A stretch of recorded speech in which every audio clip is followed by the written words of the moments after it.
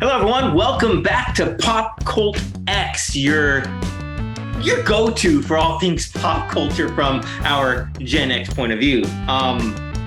First and foremost, thank you, everyone, for tuning in, for liking, for sharing. We invite you to join in the conversation by just leaving your comments down there in the little comment field on YouTube, or by emailing us or visiting us on Twitter. It's a two-way street. We want to have conversations with you, and if we like some of the things you say, we'll be sure to bring them up in future episodes. So with that being said, my name is Daniel, and along with Gabe, of course, we are your hosts for PopCultX episode 69. So I said that almost without laughing. So let's go ahead and get started.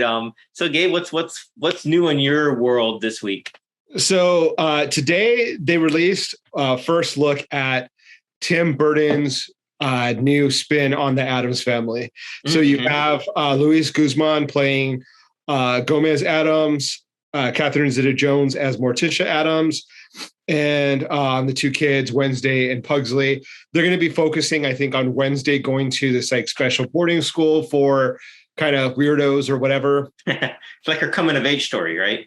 Yeah. I'm excited about it. I'm a big fan of Tim Burton's older stuff, not necessarily some of the newer stuff. So I am excited about that.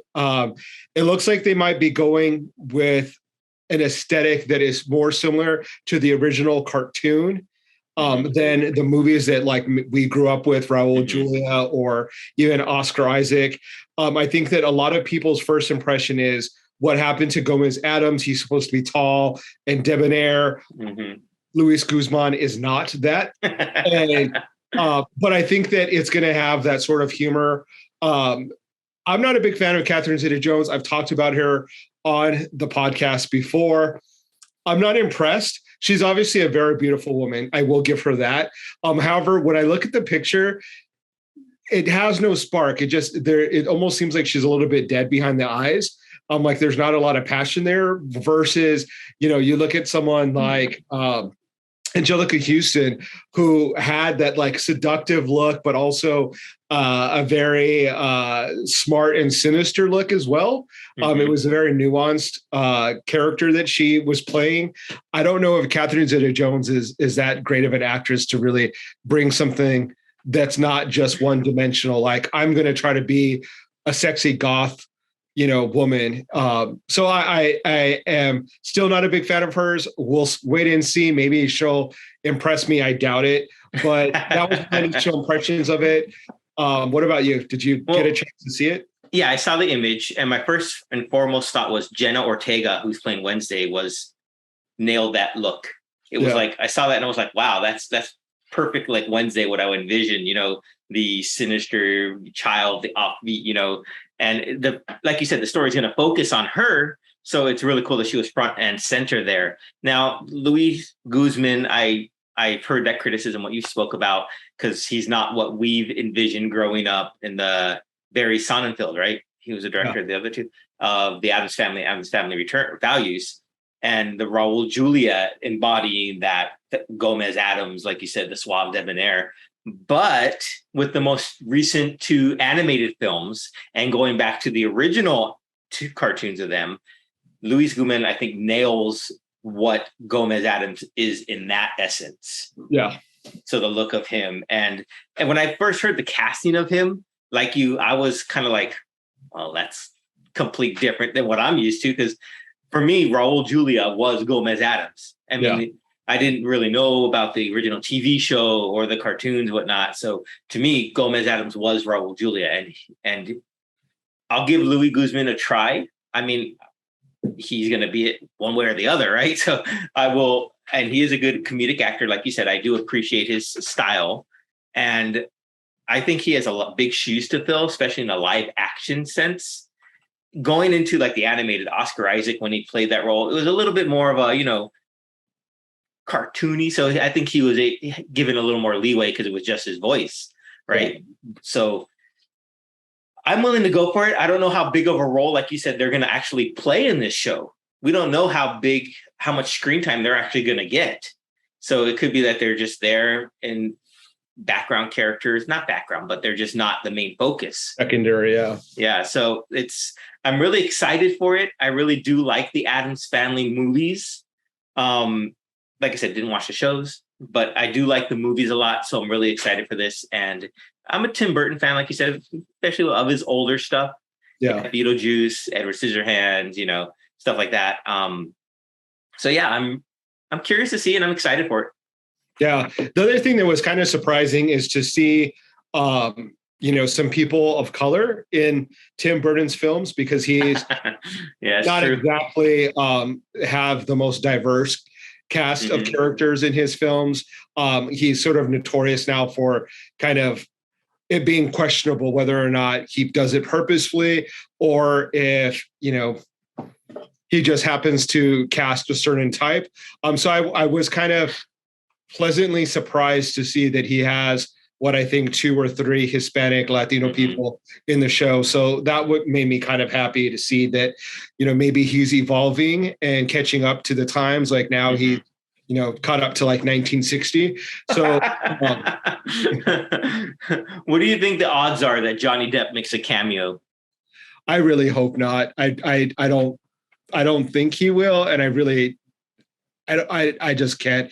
Even before all of the trial and all of that stuff happened, I didn't like Johnny Depp and his like paint by numbers. That's why I started disliking Tim Burton's films, because of the Mad Hatter, because of Dark Shadows. I don't know. Like I stopped liking both of them because of Johnny Depp, his performances in the films. But so I'm hoping that doesn't happen, because it would ruin it for me. I already have Catherine Zeta-Jones in it, so I don't want anyone else that I don't like in it. That's enough for me to handle. Imagine you see Johnny Depp coming in playing as Fester. That would I could see them doing something like that, like him voicing something, or like being the hand or whatever, and it being like sort of sly. They don't really see him. Maybe as long as enough to see his face, maybe I'll be okay with it, but I doubt it.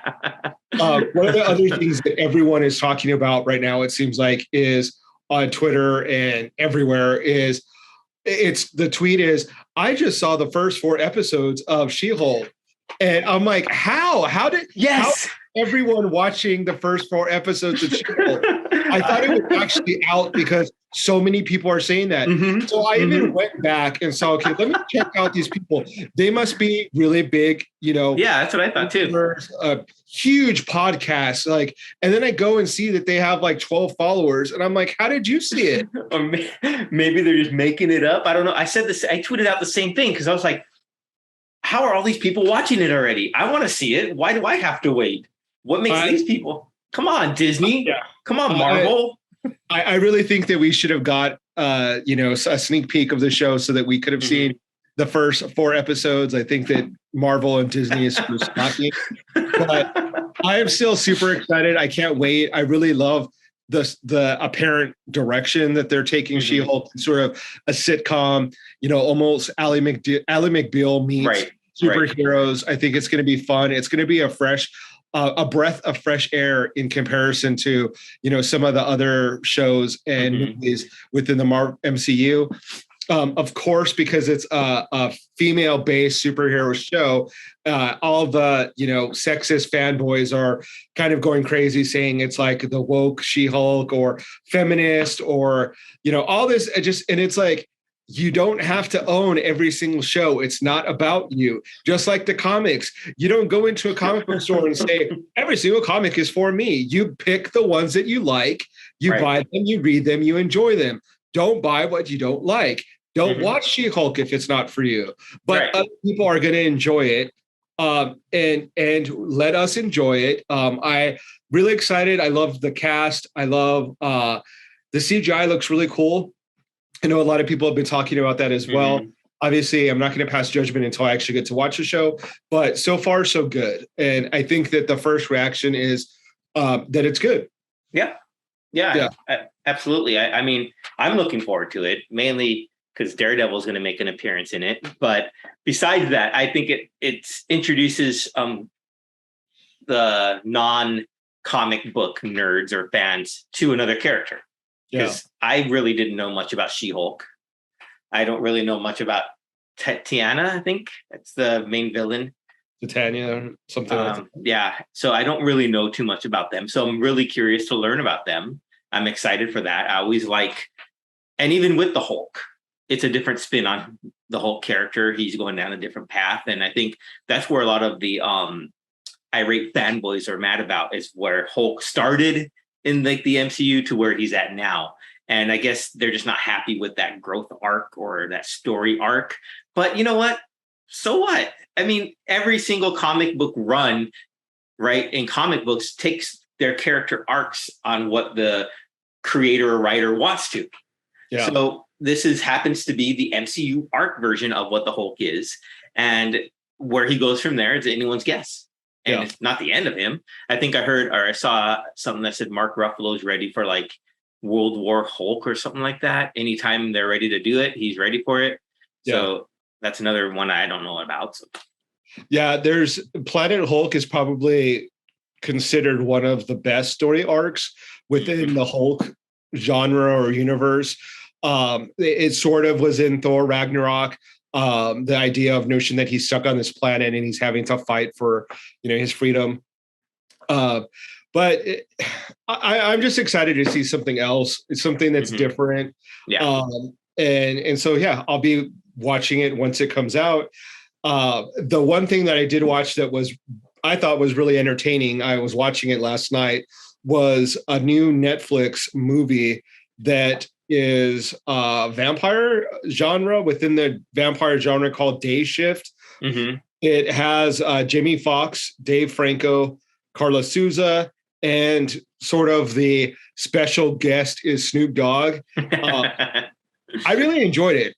Yeah. I didn't really know what to expect. I didn't even know that it was out. I think Netflix is really weird in the sense that it doesn't really advertise the movies that are originals coming to their, they just like appear. And then all of a sudden you're like, oh, that looks cool. And I'll watch it. So first of all, Jamie Foxx is a cool actor. I love him. The plot of the movie, for those that haven't seen it, is sort of like a down on the luck kind of a guy that hunts vampires. For some reason, people like to buy vampire fangs. That wasn't very clear to me why they bought them, but they buy them. So his estranged wife is thinking about moving to Florida. So that sort of creates the problem for him, is that he needs to start getting more money so that his little girl doesn't leave town and go with his estranged wife. Right. And then we meet like all kinds of other characters. It takes place in the Valley in Los Angeles. It did a really good job and what I'm kind of happy about is that I started it thinking, do not let them have any stereotypical Mexicans in it, because I hate seeing stereotypical Mexicans in movies about LA. Like the worst, really just annoys me is the way that Mexicans are portrayed in, I think it's, what is it, Friday After Next? Is like the sequel to Friday, where like his neighbors are Latinos and they're drug dealers. And I cannot stand that movie. I hate it. I hate the way they're portrayed. But they got someone really cool. They got Carla Souza, who I've liked since she was in How to Get Away with Murder. She's really cool. She's a Mexican-American actress. She's beautiful. She's hot. She plays the like main villain in the film. And she plays like a sort of like an elder vampire that is wanting to take California, or the Valley specifically, back to the heyday of vampires ruling. Because at one point they allude to the fact that LA was like all vampires and slowly they kind of lost their power. And then that's sort of where it goes. You have a sidekick for Jamie Foxx's character in Seth, played by Dave Franco. So he brings sort of like some of the comedic element. There's a really good scene where he goes and sees vampires for the first time and like almost gets eaten, and he pees his pants, which is like really hilarious. It was like one of the funniest things I thought. It was really fun. It was really entertaining. The one thing I do have to say, and then I'll get your opinion on what your thoughts were. almost immediately, the movie starts with Jamie Foxx fighting a vampire. I was really impressed, and it's a really different take on vampires in how their bodies moved and how they fight. I thought that was really cool. And I wanted to see more of that because it was so original. You know, you normally see vampires like sort of jumping and like, you know, kind of attacking. And they had that, but like they were sort of like bendy acrobats and like their bodies break and they're able to shift their body weight. And it was just really cool. Like I don't know who was in charge of the fight sequences, but it was really dope. It was really cool and really original take on vampire fights, because it could have been a little bit of the same old crap, but that was really original. And I loved that first fight scene. It was really cool.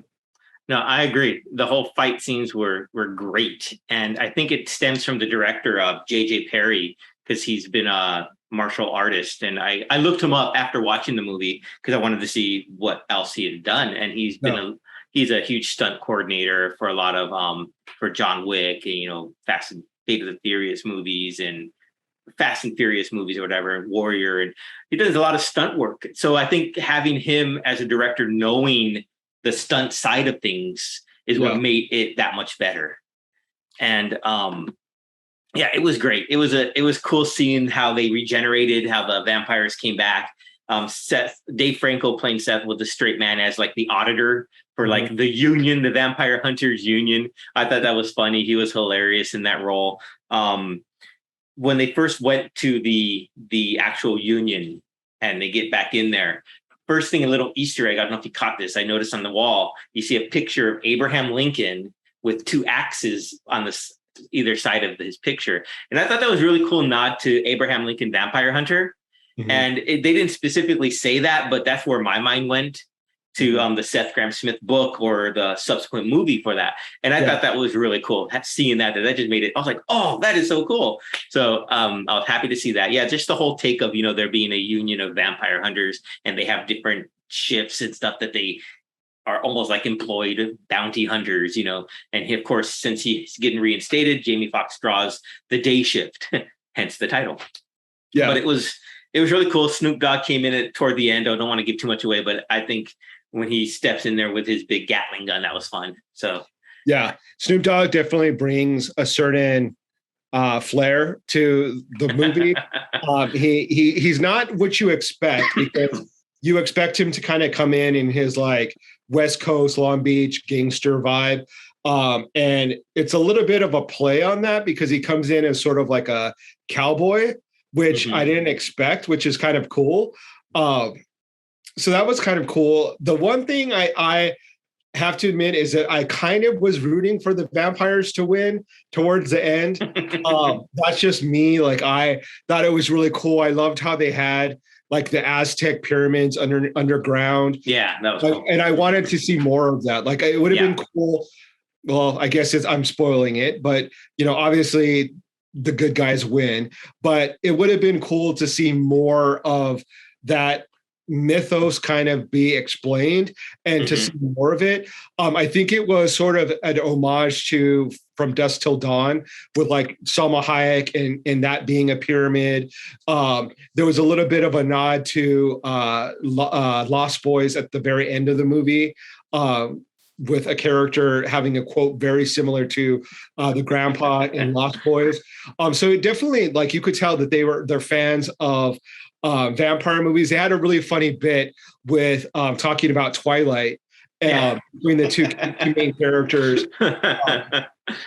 So they're it's very referential, and I think they just did a really, really good job. I do want to see more. I think it'd be kind of cool to see if they had a sequel. I would like to see that. I'd like to see more of even a prequel of what leading up to Jamie Foxx's character getting kicked out of the union to begin with. What caused that? Yeah. I think I want to see more, even if it's a spin-off of like the Nazarian brothers. Yeah. That fight scene with them, those two brothers in the house with Jamie Foxx, that was so cool. I didn't want that to end. You could definitely tell that there was someone who is a stunt coordinator or involved in that type of martial art movies. like had a hand in the making of it because the fight scenes were really cool. The one character that I thought was kind of unnecessary was like the neighbor character, the one that lives in like apartment 19. Oh yeah, well, she was a spy in a way, right? To keep track on him. Yeah, they could have done it different ways. Like it was just like I think it's almost like they wanted a cool Asian girl so that she could have a sword and do cool martial arts stuff. Like it was more aesthetics. And the other thing that I found curious is that the second you become a vampire, do you immediately know how to fight and do like cool ass tricks? Because Seth character went from being the nerdiest guy, and then he becomes a vampire, and all of a sudden he's like Crouching Tiger, Hidden Dragon. Maybe it's just you lose the fear, right? So you're no longer afraid of getting hurt. I don't know. Maybe the one but there was different. I like how the different levels or different races of vampire, right? So he was like made by an uber vampire. So he had maybe when he got the blood, and it was endowed in that blood already. The instincts to fight. I don't possibly. Sure. Why not? It's a movie. We can do whatever we want. Yeah, I'll accept that. But like again, I said I think it's fun. I'm not necessarily a big prequel guy, so I don't want to do a Star Wars thing where it's like 5 steps backwards and then 2 steps forward and then to the side and then horizontal. Like I just like, let me see things in like an actual straight timeline. Like the linear view. Okay. Yeah, like so let's see like the daughter, he has a daughter in the film and she says, "Oh, when I become when I grow up, I want to be a vampire hunter like you." And they joke like, "No, not at all." Mm-hmm. So I think that would be a really cool thing is like let Jamie Foxx bow out and then you have a really cool badass female vampire hunter. And that would be kind of interesting to see where they could do with a female version of Jamie Foxx's character. And then like the new version of the vampires, like the next generation, if you will. So I think that might be kind of cool. See, where Seth, the vampire, comes into play and how he's able to control that. So I'd be excited to it kind of, this movie reminded me of the zombie one on Netflix. What was that one called? Planet Zombie or In Vegas? Army of the Dead. Where it's like Snyder one, yeah. But at the same time, like there's a lot of information, like a lot of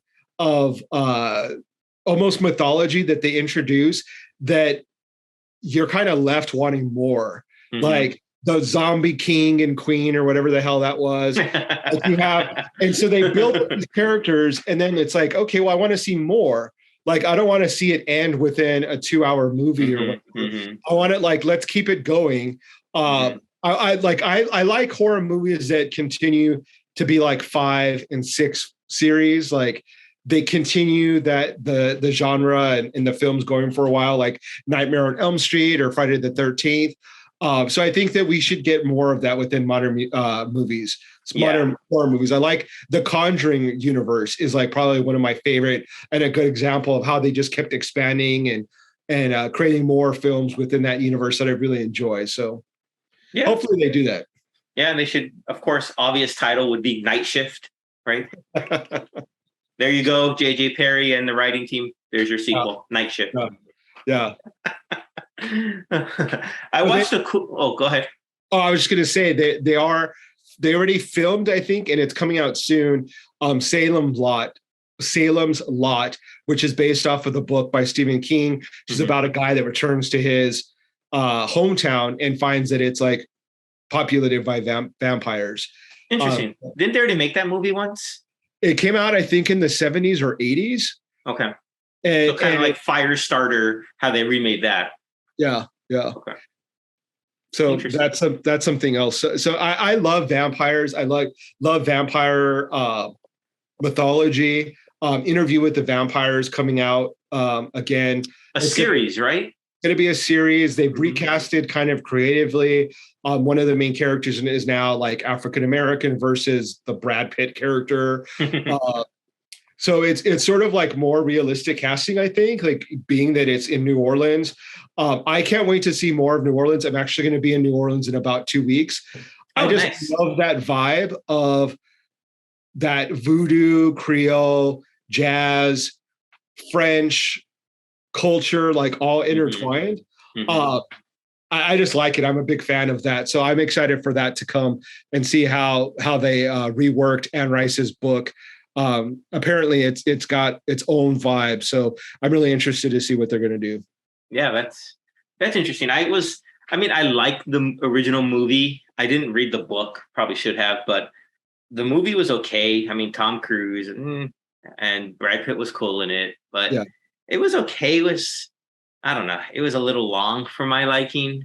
Like, but yeah, I think vampires have cool storylines. I wish, like the movie Underworld, where they have vampires versus werewolves. They, I really wish they would remake that story because that is something that I think they could do a. I wish they would do a better job of because I really wanted to like that whole series, but it was just like, okay, I never understood the plots, and it just seemed like there was always a new film, but it was mm-hmm. like the same plot, but not the same plot, and the same outfit. Exactly. Like it seemed like the same characters, but not really. It sort of reminds me of like Resident Evil, or yeah, Resident Evil. Yeah, where Mm-hmm. it's like, is it a new movie? Like, is it the same characters? Like, it's the same stuff over and over again. Like, where it's just they're making money is basically what Right. they're doing. But I love what is it? Kate Bosworth, is that Yeah. her name? She is gorgeous. I think Mm-hmm. that was the moneymaker. Just like Mila Jovovich is like, she's a Mm-hmm. cool ass chick, kicking Mm-hmm. ass. That's what people liked. But they could have done so much more justice to the plot, the movie, having her actually have some like really cool lines. I don't know, but aesthetically, it was really cool. Yeah, you're right about the aesthetics of it. I just wanted more from the plot and story. Yeah, you could almost watch it with the mute button on. Just play some like heavy metal music, and There you go. yeah. Very true. Yeah, so I cut you off. You were going to say something about something else you saw. Oh, I watched a documentary on HBO Max about Milestone Media. I'd never heard of Milestone Media before. Yeah. So when I saw it up there, I was like, "Oh, what is this?" So I started watching it, and it's fascinating how these four comic book creators came from their respective worlds and created the first Black-owned, Black artists creating Black comic book characters. There was, I think, Static, Icon, and Rocket, and a couple others that slip my mind right now. But it was just Hardwire, I think. Hardwire. Yes, Yeah. thank you. That was the other main one, and then how that was like mid '90s. So right, and they were talking about how they met at like Comic Con and had all these secret San Diego Comic Con had all these secret meetings to create this company, and how they went alongside with DC, partnered with DC for like their publishing house and whatnot.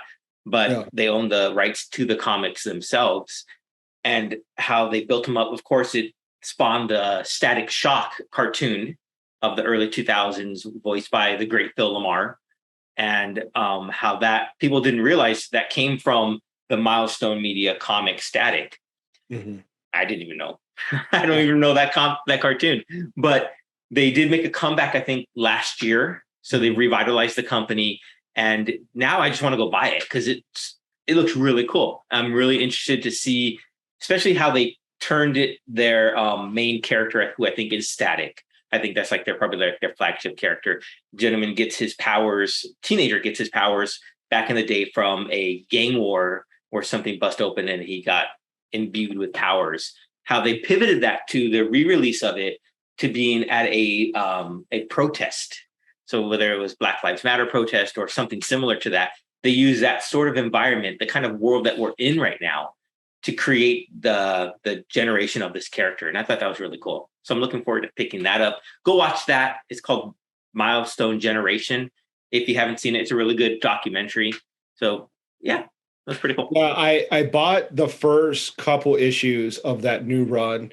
I was gonna try to go back and collect the original, but I think they're probably a little bit more expensive than I'm willing to pay right now. But I've always been fascinated since I'm young with trying to find superheroes or characters that are more reflective of like my life, of the diversity that I see the world. So I constantly was looking for characters that were Black, that were Latino, that were different than just like the Superman. They were more appealing to me, more real. And so I love that they created that world. I'm excited to see that they're back and that they're creating new stories for those characters. And I think they're in talks to possibly making a static movie. Yeah, I think that I heard, yeah. Michael, I forget his middle, Michael D. Jordan is attached. Michael B. Jordan. Michael B. Jordan, yeah, to either produce it or maybe direct, but he's attached, shown interest in it. I think it's really cool. I think that a lot of times some of the criticism that people have online is, why do we have to make these iconic heroes Black or Latino? Like you see this right now with Namor the Submariner, people saying, why do we have to have him be Mexican? Why can't you just create your own characters? Well, here you go. Here's a group of guys who created their own characters and did it in a really cool way. So like, let's support them. Let's read their books. Let's listen to their stories. Let's read their stories and see what they come up with, because, they're taking control of and creating the world that they want to see in their comic books and letting it reflect, the life that they have and see. Obviously they don't have superpowers, but, having stories about young Black kids or, young Black adults is really cool. And I think that it's really admirable that they do that, because I think that we, people who are creative in an industry that want to see things reflecting their society, their community, part of it is demanding change from the people that have power. And then another part of it is like, create those stories, create those characters, create those movies, books, films, whatever that you want to see. And we sort of talked about that with our last guest that we had on of like, create what you want to see. And then as a community, support them when they release it. Support those people that are making, those new characters up or creating those books and stories, because they need your support, because we need to show that financially it is a good investment to create or publish those type of things. One of the things that they mentioned at the end of the documentary, which I thought was fascinating and really cool, is that the creators, they collaborated with Ally. And they created this milestone inspiration, like a week-long seminar where they bring in creators and business people of color, or who might not have the same sort of thinking that they can do it in the mainstream, I guess. So they invite all these people to this seminar and show them the tools, teach them how to navigate the world of either self-publication or just navigating the world of comic books or whatever their interest is. And I thought that was really cool, because it takes people who, like I said, who think that there's no way I can do this. I don't look the part. Maybe I don't have a way of getting in there. And they show them that you can do it. Like you just said, create the world you want to see. So I thought that was really cool that they did that. Nice. Yeah, I definitely have to check out that documentary. I've seen that it was released and created, but I haven't sat down to actually watch it. But it sounds like it's very fascinating and really cool. So I will definitely have to check it out. Yeah, for sure. Yeah. One thing I wanted to mention, and this is just a little side note, nothing really busy. So I've been seeing a lot of tweets about Lady Gaga's Chromatica Ball, and they're showing like video of her performing and whatnot. And I'm thinking to myself, what sort of cardio conditioning did she have to do to get ready for this tour? Because my goodness, though, if she's doing all these dance moves, but she's also singing on top of that. And the show goes on probably an hour, 2 hours, whatnot. Yeah. It's just amazing to me that she's able to perform at that high level for that long time in one go. And so I'm just like, what does she do? Because I want to do that sort of workout routine. I want to get into that sort of shape where my lung capacity is able to handle all that. Yeah, I think that it really talks to her talent, right? Like it's it speaks to her stamina and her strength, that not only is she doing that, but she's doing that while also having like fibromyalgia. I think she has a hip problem, and like extensive choreography, like and in outfits that are not the easiest to dance in, pyrotechnics, playing the piano, singing live well. So it's a lot. I think that having seen Lady Gaga a couple times, there's an energy within the crowd and that sort of emanates from her and from the crowd, and you feel this connection. It almost like gives you chills when she's on there. You can feel her history. So let me explain. You can feel like that young girl that was bullied, that was told she was never going to make it, that was told that she was a slut, that she was ugly, that was thrown in a trash can, but that fought and that fights for other people and that stands up for other people. And it's such an amazing feeling to feel that energy come from her and the audience giving it back to her. You see people just like giving all of their energy, like dancing and singing along, going on stage. One of my favorite clips to watch is Lady Gaga performing, and she brings a guy up from the audience and says, "You think you can do this?" And he's like, "Yeah." And he does the choreography and nails it. And he like seamlessly starts dancing as part of her background dancers. Like her dancers sort of help him, like you can kind of see them like pointing the direction, but he just kills it. And I would challenge any other fan and artist out there to see who could do that. There are people that are really big fans of like Nicki Minaj, of Taylor Swift, and maybe they can sing the lyrics, but like for a fan to like know the choreography and to be able to seamlessly, just flawlessly execute it, and then the star to invite you up and do it with her. And she's just such a cool person, period. Yeah.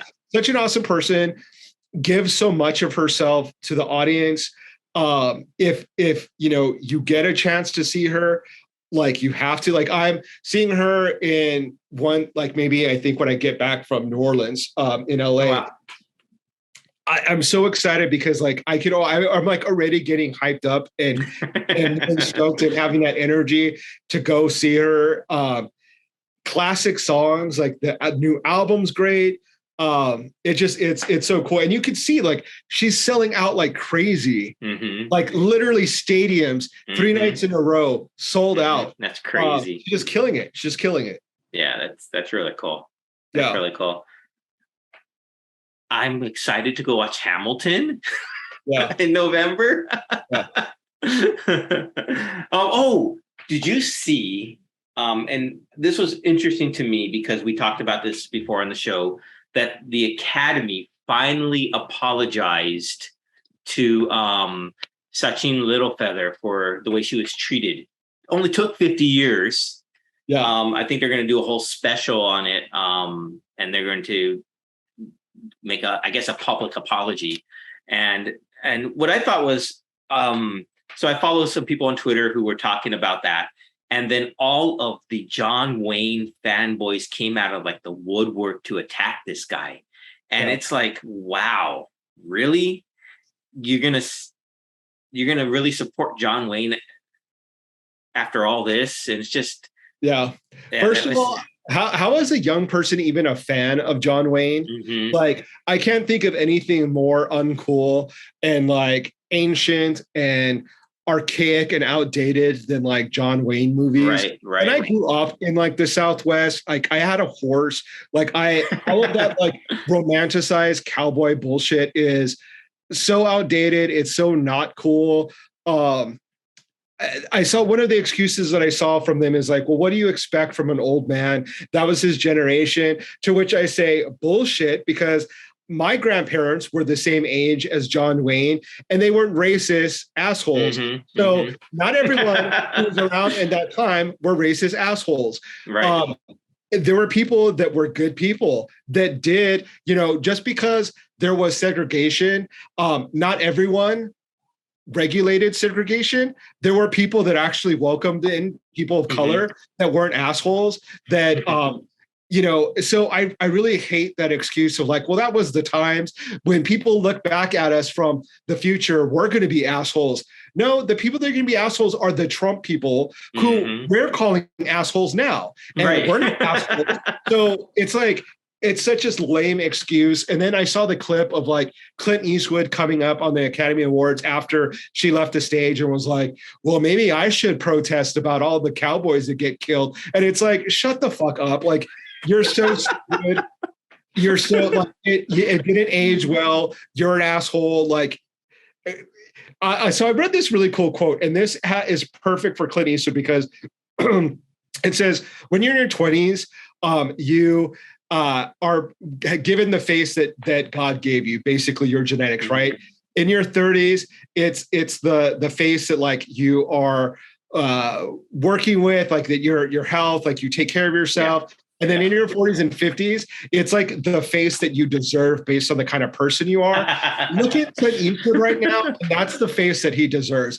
He looks like the crypt keeper. He looks like a mummy that's like literally bones are about to crack and like dust is going to fly out in the air. And then John Wayne is already rotted in the ground, so we don't have to worry about him. But it's so aggravating. It's so like, why is it an issue that it's not cool to harass an Indigenous woman and threaten her almost to like physical, and you're defending that? Right. Exactly. There's plenty of people. I can guarantee that there was whole generations of men that were John Wayne's generation that did not beat up women. Mm-hmm. Sorry, if your grandfather did that, he was an asshole too. And so it's such a stupid fight. It's such a stupid argument. Yeah. Like, let's learn from it and say, yeah, he was an asshole. You can say you love his movies. Fine. I don't care. Watch his movies. Say that you love him. Cool. But don't make up excuses about him being an asshole. Both of those things can be true. You can love his movies and he can be an asshole. Right? I mean, right. And for the Academy Award for finally gonna, rectify the situation, it's like, oh, cool. Like, you're catching up to like 5 decades later. Well, I guess the good thing is that she's still alive. Yeah. Right? They didn't do it after she passed. So she can get that apology while she's still alive. So I guess that's good. Yeah, that is good. It is good that they're apologizing, that they're gonna, try to rectify the wrongs that they did. But so gross watching it. It's so like watching the clips and then watching people run to Twitter to try to defend or excuse. It's just like, oh God, Twitter is such a hot mess of disgusting comments, and it's like, I don't know how you can't mute it. You can't escape from it. So I specifically try to only follow people on Twitter that will bring me, stuff that I'm interested in, comic book artists, music. And no matter what I do, I always end up getting pulled into some sort of ridiculous argument with some like idiot. It could literally be about anything. That someone could just say, I love Batman. And then some like Trump, MAGA idiot is like, well, blah, like it's crazy. But it already aggravates me enough to where I need to drop it.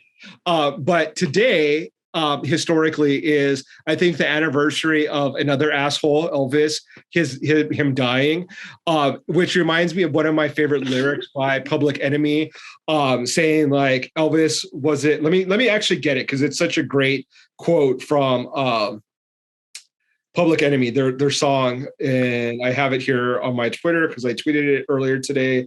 Elvis was a hero to most, but he never meant shit to me. Straight up racist, that sucker was. Simple, plain, motherfuck him and John Wayne. I love that lyric. I think we were probably in like middle school when that song came out. I loved it then. I've never liked Elvis. I've never liked John Wayne. But I saw a really great little tweet here. Speaking of the positive side of Twitter. So Elvis died 45 years ago today. And this person by the name of Lama Geddon posted, music that Elvis appropriated and never credited the artist. So you have All Shook Up by Otis Blackwell, Hound Dog by Big Mama Thornton, Return to Sender by Otis Blackwell, That's All Right Mama by Arthur Crudup, One Nights by Lewis. It goes on and on and on. So this laundry list of Black artists that they literally stole their music and never credited and made money off of.